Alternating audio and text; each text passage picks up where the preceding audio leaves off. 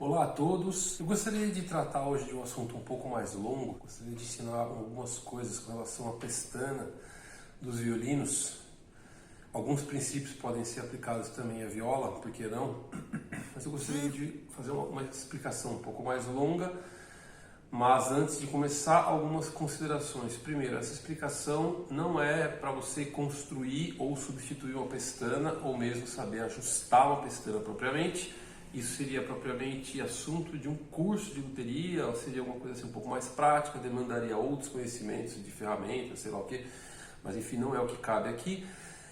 Seria, na verdade, um conhecimento um pouco mais aprofundado com relação à pestana, para mostrar para vocês que um pequeno, simples objeto pode ter bastante coisa para nos revelar, pode ter bastante coisa para nos ensinar. E para os músicos, de um modo geral, se atentarem a algumas características das pestanas, de um modo geral. Pestana superior, estou me referindo, tá? Não é propriamente pestana inferior, mas aquelas características que normalmente as pessoas não consideram. E eu vou ser sincero para vocês, eu tenho visto trabalhos por aí de alguns profissionais que também não consideram. Algumas coisas que eu não imaginaria ver feito por um luthier. E a minha intenção aqui não é propriamente ensinar ou corrigir o luthier a fazer, mas principalmente o músico saber olhar o próprio instrumento, saber olhar algum instrumento que ele esteja adquirindo ou que ele já vá no seu luthier de costume, sabendo o que ele quer com alguma orientação, né? Sobretudo que ele tenha orientação. E para aqueles que desejam de fato embrenhar um pouco mais, né, no mundo da luteria, eles já sabem que eles teriam que partir de um ponto para chegar num outro ponto. Eu sempre insisto nisso, a luteria não é uma coisa de tentativa e erro. Algumas coisas podem até ser, mas é melhor aproveitar daqueles que já tentaram e erraram no passado, aproveitar, mas sobretudo saber de onde se vem e para onde se vai. E os meios a gente adequa, é claro que desde que a gente não faça nada ilícito, a esse fim bom, que é o conforto e extrair o melhor de som do instrumento, e que o músico saiba o quanto ele pode variar de medidas com o instrumento dele sem comprometer algum padrão ou comprometer o próprio instrumento, ou ainda sair um pouco daquilo que extrai o melhor do instrumento sem, no entanto, deixar de lado o conforto. Ou seja, muitas vezes a gente pensa que é só o conforto que importa, outras vezes a gente pensa que é só o ótimo do instrumento que importa, e as duas coisas têm que andar juntas, tá bem? Então vamos considerar aqui alguns aspectos com relação às pestanas do instrumento. Bom, primeira coisa importante é se considerar, e eu considero isso porque eu já vi luthier errando nisso. Isso é uma coisa que não pode errar, é uma coisa básica, tá bom? Então, ó, olhando de cima, né, a gente tem um espelho do instrumento. Todo espelho, obviamente, ele tem os veios no sentido de todo o instrumento. De um modo geral, o instrumento tem os veios corridos que acompanham paralelamente o eixo principal do instrumento, o comprimento do instrumento, e a pestana não.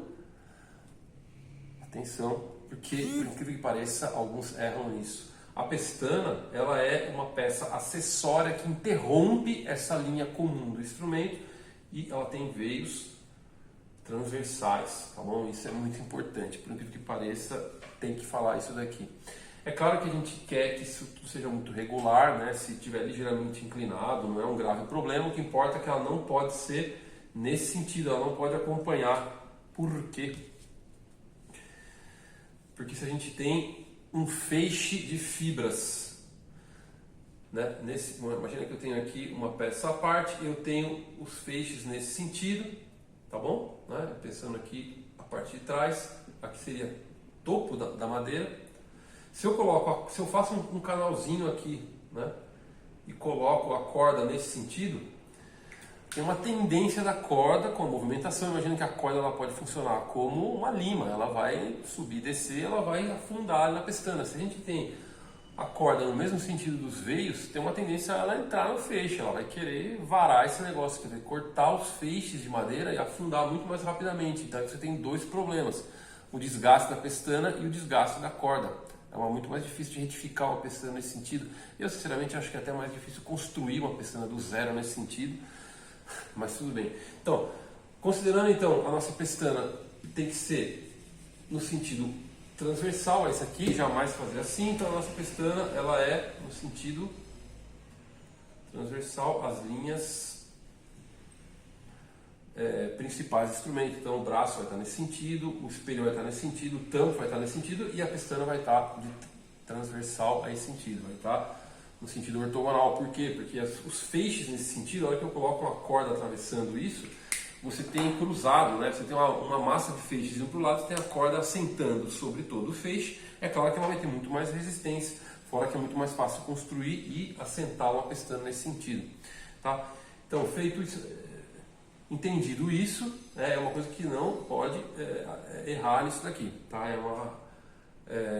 uma consideração muito importante. Então, não se esperaria, né, que um instrumento fosse construído de maneira, embora isso tenha ocorrido inclusive com instrumentos caros que eu tenho visto por aí. Vamos deixar para lá. Um outro aspecto concernente às pestanas do instrumento é que, via de regra, elas acompanham o espelho, né? Vamos pensar agora no espelho. Vamos fazer um corte 3/4, né? Uma ideia tridimensional da coisa. Então eu tenho aqui um espelho com uma pequena inclinação do espelho, aqui a gente tem a lateral, né, do espelho, e a pestana ela vai subir ligeiramente e acompanhar a curva do espelho, tá bem? E aqui seria o restante do braço e tal, aqui vai ter a caixa de cravelhas, tá? Então essa curva que está acima do espelho, ela tem que ser o suficiente para caber o traçamento das cordas, para caber o canalzinho das cordas. Ela não pode ser muito mais do que isso, porque senão ela começa a ficar desconfortável. E por outra razão simples, a gente vai ser obrigado a cavar muito para poder fazer a corda acomodar ali. Então, na verdade, isso daqui, essa altura acima do espelho, é um mal necessário, é o mínimo necessário para você poder fazer o traçamento das cordas. Inclusive, convém pensar primeiro no traçamento e depois fazer esse acerto final, né? Porque essa altura, se ela é mais alta ou mais baixa, naquilo que está externo ao traçamento, aquele canal onde vai passar a corda, pouco importa do ponto de vista estrutural, né? Não vai dar mais resistência, ela só vai ser um complemento, vamos falar assim. O que importa, sobretudo, é a altura das cordas, é o que dita. E a corda tem que ficar fora do traçamento o máximo possível. Então o traçamento da pestana ele vai servir somente para encaminhar, é um guia para a corda, só. Se a corda ficar afundada na pestana, ela não necessariamente vai gastar mais por causa disso, mas pode ser um problema. Ela pode gastar mais por causa disso e depois começa a entrar já num desconforto para o músculo, a gente começa a ter excesso de madeira para cima, às vezes pode pegar, o músculo encosta a ponta do dedo ali, fora que é feio, daqui em questão de acabamento, a gente quer ter um princípio da luteria, né? A gente quer o mínimo de madeira necessária para as coisas, a gente quer o mínimo de material, tudo muito discreto, tudo muito preciso, tá bom? Então é um aspecto a mais a se considerar com relação à pestana dos instrumentos. Então vamos olhar uma pestana de lado agora.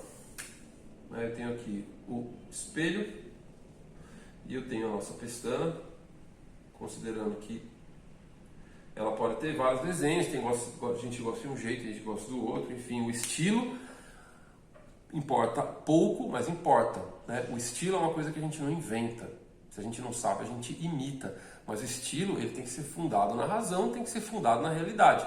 Eu não posso inventar um estilo de pestana da minha cabeça, importante. Porque principalmente os luthiers iniciantes gostam de inventar as coisas, gostam de inventar medidas, gostam de aquilo que eles não acham nos livros, então eles tiram na cabeça deles como se não houvesse uma razão, como se não houvesse um ponto de partida e um ponto de chegada para as coisas. Então tem um perfil, um corte lateral da pestana, então imaginando que a corda ela vai deitar aqui, né? Ela vai fazer, eu vou aqui já considerar o pequeno rebaixo aqui, né? A corda então, ela vai ficar por cima, ela tem que aparecer para fora da pestana e ela vai fazer uma curva aqui, né? Então, dois erros comuns, né?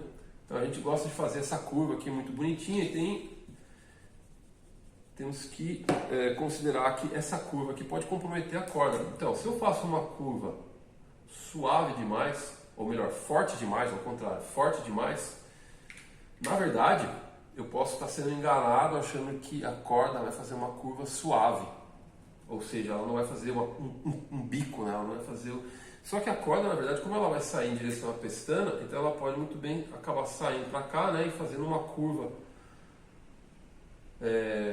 um pouco mais aberta, e a nossa pestana está sendo subutilizada, né? Então a gente pensa que a pestana está sendo usada totalmente e ela não está. Então, na verdade, a gente tem excesso de material que está sendo desprezado. A gente poderia simplesmente fazer uma curva muito mais suave aqui, que acompanhasse essa curva necessária para aquilo que a corda vai precisar depois, de maneira que a corda aproveite o máximo possível da pestana. O desenho aqui não ficou claro, mas a ideia é que a gente não tenha curva desnecessária aqui atrás.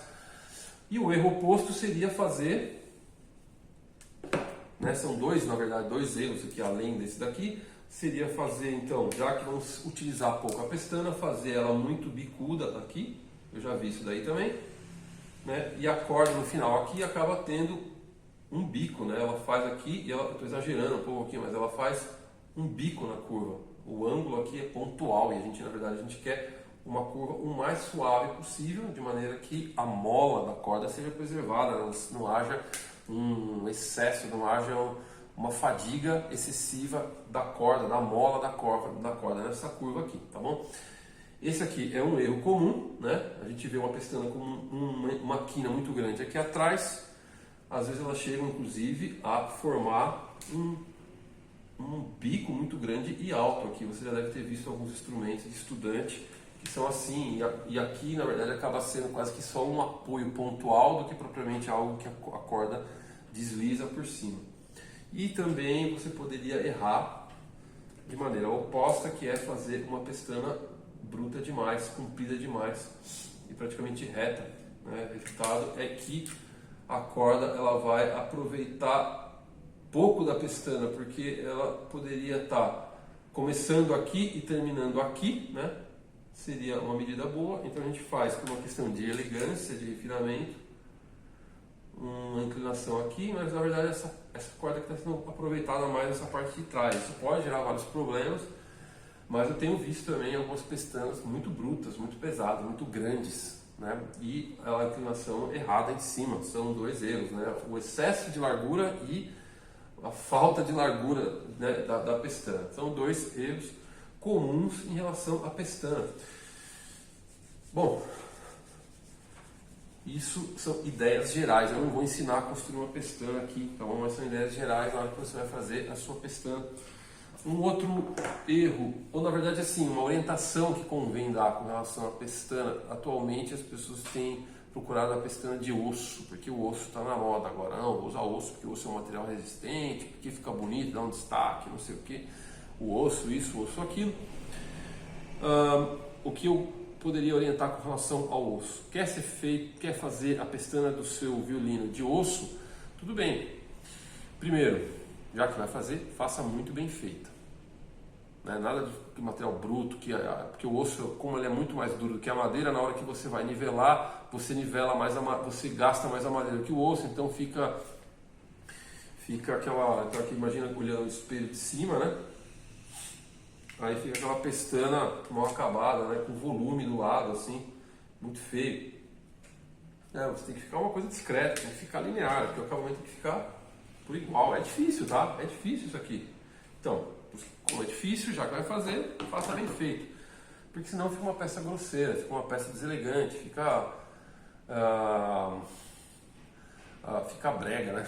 Porque fica uma coisa que está destacada e destacadamente mal feita. Então cai na mão de uma pessoa um pouco mais preciosista, que gosta da coisa um pouco mais refinada, e logo ela vai perceber que foi um serviço, vamos falar assim, abusado, né? Que a pessoa abusou um pouco de uma coisa que pode ficar bonita se bem feita, se discreta e elegante. E outra coisa que tem que considerar é o seguinte: lembre-se daquela regra de desgaste de materiais com dureza diferente. Na verdade, quando a gente estuda as características dos materiais, a gente estuda uma das características que é a dureza. E quando a gente põe em choque materiais de durezas diferentes, um gasta o outro, né? Então é aquela velha história: quem risca quem? É a lousa que risca o giz ou é o giz que risca a lousa? Né? E como a lousa normalmente é mais dura do que o giz é riscado pela lousa. É a lousa que risca o giz.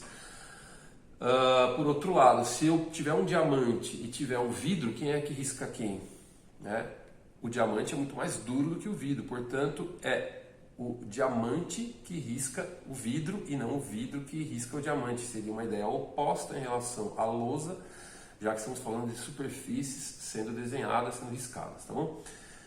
Ora, a corda é metal, por mais que seja um metal fino, frágil, flexível, é metal. E a madeira é um material mais mole do que o metal, via de regra. Portanto, lembre-se disso que eu vou voltar nesse assunto daqui a pouco, mas portanto, a princípio é a corda que risca a madeira. É claro que a corda é um material delicado, mas de tanto passar ali, por mais que ela se desgaste, ela também vai riscar a madeira. É a corda que risca a madeira. Por isso que a gente lubrifica a pestana, a gente passa grafite para lubrificar a pestana e prolongar a vida útil da corda e jogar o fim da corda para adiante, né? Para prolongar a vida útil da corda. Só que o osso não, o osso é mais duro do que o metal, do que a corda. É um material muito mais duro do que a madeira. Então assim, a regra de quem risca quem se inverte.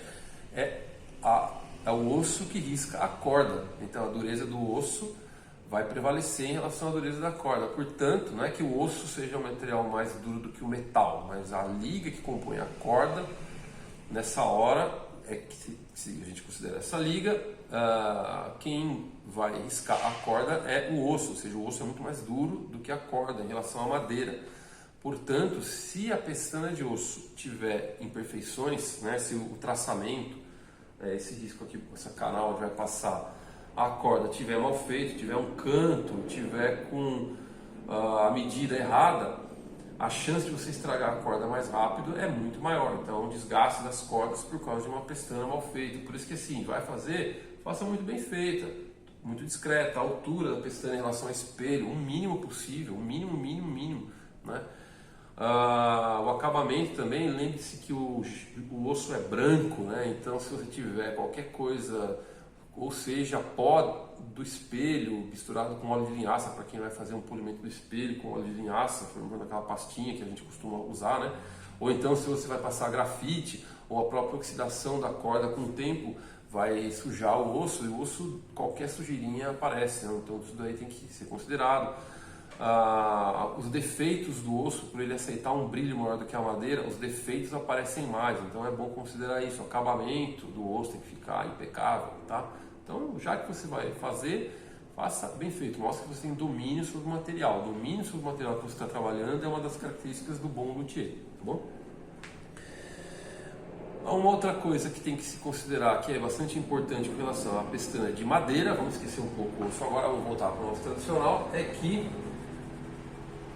se eu uso regularmente uma corda fina, isso normalmente é o que acontece com os instrumentos de fábrica, os instrumentos mais simples, vem com uma corda de aço fina e você usa durante um tempo, depois você passa a usar uma corda um pouco mais grossa e melhor qualidade, com um núcleo de nylon, de perlon, que seja um núcleo mais macio e a corda mais densa, mais volumosa, menos densa na verdade, mas um diâmetro maior, mais volumosa, mais leve no fim das contas, você vai ter uma corda de diâmetro maior. Então imagina o seguinte, olha, eu vou fazer uma pestana um pouco exagerada, aqui a altura, e você tem aqui o canal onde vai passar a corda. Se você usa uma corda muito fina, a tendência é essa corda cavar a madeira e fazer um canalzinho viciado aqui, muitas vezes é imperceptível. Você não olhando, você não vai ver que tem ali um viciozinho por onde a corda está acostumada a cair, de tanto que ela passar, especialmente as cordas mais finas, a Mi, a Lá do violino, a Lá da viola, elas vão cortando aqui e vão fazendo um canal viciadinho aqui, a ponto de, depois de um tempo, isso daqui ficar realmente um rasgo, né? Então fica fundo, vou exagerar mais ainda o desenho para ficar mais fácil de entender. Então eu tenho aqui o espelho, ela vai ficar fundo aqui, o diâmetro da corda era fininho, ela vai cavar e vai fazer um rasgo ali, ela vai ficar um canal viciado naquela medida, no diâmetro da corda que está sendo utilizada. A hora que eu passo a utilizar uma corda mais grossa, a corda ela vai querer afundar o máximo possível e ela vai assentar, né, acima do nosso rasguinho ali, do vício da corda de aço. Vou falar assim, a hora que você aperta, dá tensão e começa a afinar que a corda vai para frente e para trás, ela tem a tendência a querer se enfiar naquele canal traçado pela corda de aço. O resultado disso é que essa corda ela vai ser estrangulada pela pestana. Então não é raro a pessoa comprar uma corda cara, ela investe lá 300, 400 reais, 500 reais, 600 reais, dependendo da corda, e ela está usando uma corda de aço antes, por uma questão de economia, ou porque, sei lá, tem diversas razões, e ela passa a usar uma corda de perlon, ela põe e na hora a corda desfia.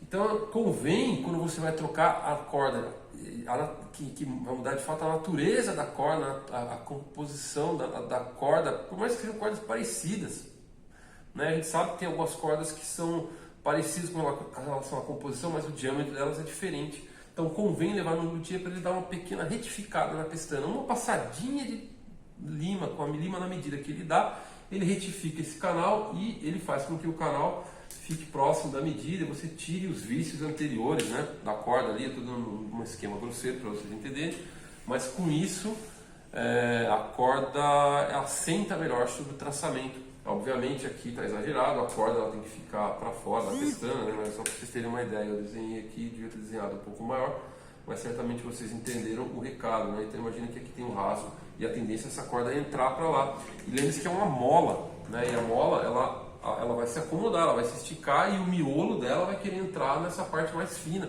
E é nessa hora que a corda desfia, ela é estrangulada literalmente pela pestana e ninguém gosta disso porque você está gastando 300 reais em alguns segundos de afinação. Então, dito isso daqui, um panorama geral sobre pestana, alguns aspectos gerais para você ter uma orientação para olhar a pestana do instrumento, porque muitas vezes um instrumento de 600 reais com uma pestana mal ajustada, se você coloca uma corda de 200 reais, é um terço do instrumento, do valor do instrumento que está indo embora logo de cara. Fora que você pode ter inclusive uma coisa que eu acho que consideraria importante aqui considerar também é com relação ao conforto, né? Uma pestana, agora eu olho de lado de novo aqui, ó, espelho, pestana, a altura da corda, super importante. A corda então vai sair daqui, né? Ela vai deitar sobre a pestana e sair. Essa primeira porção aqui, ó, logo que sai da pestana, é a região de maior tensão do espelho, da parte, vamos falar assim, digitável, onde você vai colocar os dedos no espelho. É o ponto de maior tensão, porque ela está próxima à região de apoio da corda, né? Imagina que a corda no seu comprimento, ela vai ter um gradiente de tensão até o meio dela e depois isso volta até o cavalete. Por isso que perto do cavalete é o outro ponto de maior tensão da corda. Por isso que o som sobre o cavalete, esse ponticello, é diferente do som do arco afastado do cavalete, né? Porque você está de fato trabalhando com tensões, com amplitudes, alturas da corda diferente. Aqui é uma região, é o nó principal da corda, considerando a fundamental. É uma região de grande tensão, por isso que o dedo ali na primeira posição sente mais do que mais para frente. É por isso que convém que todo o instrumento seja ajustado, cavalete, espelho ajustado, porque daí eu consigo fazer com que a pestana fique o mais próximo possível do espelho. Ela tem que ficar o mais próximo possível do espelho, desde que não trasteje, desde que não comprometa a sensibilidade, porque alguns músicos, e normalmente o músico gosta de sentir a corda, né? Normalmente o músico ele quer ter, né, noção da resposta da corda e não pode comprometer o conforto. Se ficar alto demais, dói o dedo mesmo, dói, é uma coisa que tem solução, que tem remédio, tá? Então atentem-se a isso, a corda o mais baixo possível, mas lembrando que o ajuste de instrumento é um todo, né? Uma harmonia, né? Não adianta ajustar só a pestana, se o espelho estiver errado, se o cavalete estiver errado, só a pestana não resolve. Se tiver pestana certa, o cavalete errado, né? O ajuste final conjunto não vai ficar bom, por mais que você troque de corda, por exemplo, né? Então é um conjunto, né? A tensão da corda, a natureza da corda, ajuste pestana, espelho, cavalete, a distância entre as cordas, a pessoa que está tocando, se ela tem o dedo maior ou menor, isso é uma coisa extremamente importante, né? Não tenham medo de mudar a medida do espaçamento entre as cordas. Algumas pessoas têm medo, não, porque no manual de Cremona, tratado, esqueça isso, tem uma medida mínima, claro, tem uma razão de ser as coisas, é uma média do tamanho dos dedos das pessoas, mas tem gente que tem o dedo fino e não consegue pegar as quintas, você tem que fazer uma medida diferente para essa pessoa. Tem gente que tem o dedo gigante e você tem que mudar, e paciência. Então, se você pegar, eu estava vendo antes de preparar essa aula, estava dando uma olhada nos cadernos de Cremona para não falar bobagem. Então, a medida que se usa nos cadernos de Cremona para violino 4/4, via de regra, não é uma medida média confortável para os músculos brasileiros. Eles gostam da corda mais apertadinha um pouco. Pouca coisa, mas mais apertadinha. Já na Itália, eles gostam da corda um pouco mais espaçada, porque o braço também é mais grosso. Isso aqui é uma coisa própria do Brasil. Por que eu sei isso daí? Porque a gente pega instrumentos feitos lá, novos, por luthiers modernos, e eles vêm com medidas desconfortáveis para o músico brasileiro. Eu sei que muitos que estão assistindo esse vídeo sabem o que eu estou falando, que já pegaram o instrumento original fora e falaram, puxa, seria muito mais confortável se o conjunto aqui, braço, pestana, espelho, fosse um pouco diferente, né? Então, não tenho medo de mudar as medidas, não. E mais uma coisa a se considerar com relação ao espaçamento entre as cordas na pestana: o espaçamento das cordas na pestana é proporcional ao espaçamento das cordas no cavalete, tá bom? Ela é um conjunto. Então não adianta você fazer a corda do cavalete juntinho, aliás, a corda da pestana tudo juntinho, o cavalete espaçado, porque vão ser dois instrumentos diferentes, um até a metade da corda e outro até a metade da corda para frente. São dois instrumentos de calibragem diferentes, então você tem uma coisa que tem que ser proporcional. Tem que ser proporcional ao espelho, tem que ser proporcional às linhas gerais do instrumento, é uma coisa que tem que se considerar. E o inverso também geraria um desconforto. O músico tem a impressão de estar tocando um instrumento perto da pestana e outro nas posições altas. Aspectos gerais da pestana, é esse o assunto que eu tratei agora. Certamente isso vai gerar muita dúvida, muito comentário. Se você tiver qualquer coisa para perguntar ou acrescentar, desde que seja considerando aspectos gerais da pestana e não estou fazendo tal medida, está errado, o meu violino tem tal medida, está errado. Não é assim que se mede as coisas, né? O violino é feito para o músico e não o músico feito para o violino, né? Embora muita coisa o músico tenha que se adequar às medidas do violino. Um dia, se ele for tocar com outro violino, ele não precisa ter que estudar 50 anos de novo para poder se adequar ao novo violino. É claro que a gente está falando de instrumentos que têm um certo padrão mínimo, mas há nesses padrões mínimos uma certa plasticidade, uma certa possibilidade, uma margem para pequenos ajustes, e é nessa margem que se encaixam as diferenças entre os seres humanos. Graças a Deus não somos iguais. Ok? Então é essa mensagem que eu tenho, ou essas mensagens de um modo geral, para quem se interessa sobre ajustes de pestana e para quem quer conhecer o próprio instrumento a fundo.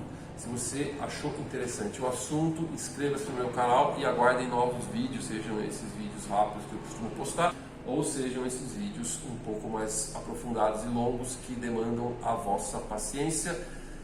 Até o próximo vídeo, um abraço a todos.